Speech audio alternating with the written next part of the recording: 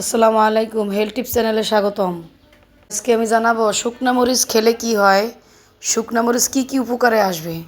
এই শুকনা মরিচ কাদের জন্য উপকার, কাদের জন্য ক্ষতিকর, এটা জানতে ভিডিওটি পুরো দেখতে হবে। ঠান্ডা এবং সর্দি উপশম করে শুকনা মরিচ। আপনার যদি অনেক বেশি পরিমাণে সর্দি এবং ঠান্ডা থাকে তাহলে শুকনা মরিচ খান।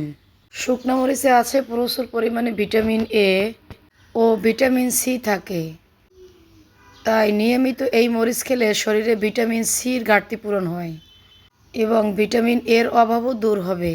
শুকনো মরিচে ভিটামিন এ থাকে এবং ভিটামিন এ চোখের জন্য খুবই উপকারী। চোখের যে কোনো সমস্যা থাকলে প্রতিদিনের রান্নায় শুকনো মরিচ ব্যবহার করুন।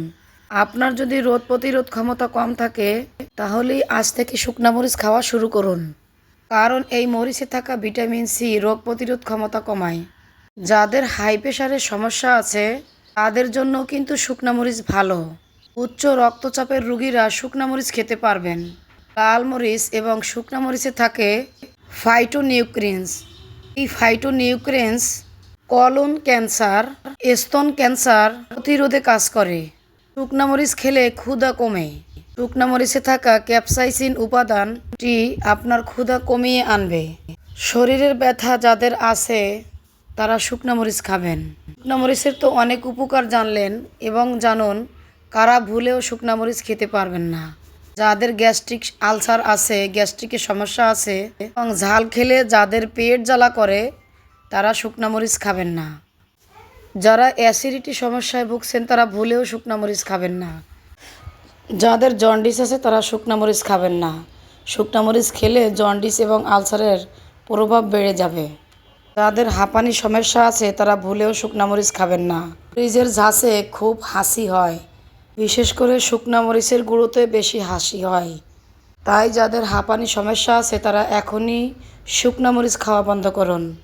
মরিচের ঝাঁস নাকে গেলে অ্যালার্জির সমস্যা বেড়ে যেতে পারে, আর বেশি হাসি হলে ফুসফুসে চাপ পড়ে, সেখান থেকে বুকে ব্যথা বেড়ে যেতে পারে। তাই হাঁপানি সমস্যা থাকলে শুকনা মরিচ একেবারে এড়িয়ে চলুন, নয়তো যে কোনো সময় বিপদ বাড়তে পারে। শুকনা মরিচ ভর্তা কিংবা ভাজি কিংবা যে কোনো ধরনের রান্না খেতে কিন্তু খুবই মজা, টেস্ট। কিন্তু এজন্যই যারা খাবেন এবং যারা খাবেন না আমি সম্পূর্ণ এই ভিডিওর ভিতরে তুলে ধরেছি। আপনারা ভিডিওটি সম্পূর্ণ দেখবেন এবং আমার এই হেলথ টিপস চ্যানেলের নতুন ভিডিও পেতে আপনারা চ্যানেলটি সাবস্ক্রাইব করে পাশে থাকবেন। বেল আইকন বাজিয়ে দেবেন যাতে নতুন ভিডিও আপনাদের সামনে গিয়ে পৌঁছায়। তাই ভিডিওটি কেমন লাগলো কমেন্ট করে জানাবেন, ভিডিওটি শেয়ার করে দিবেন। আসসালামু আলাইকুম।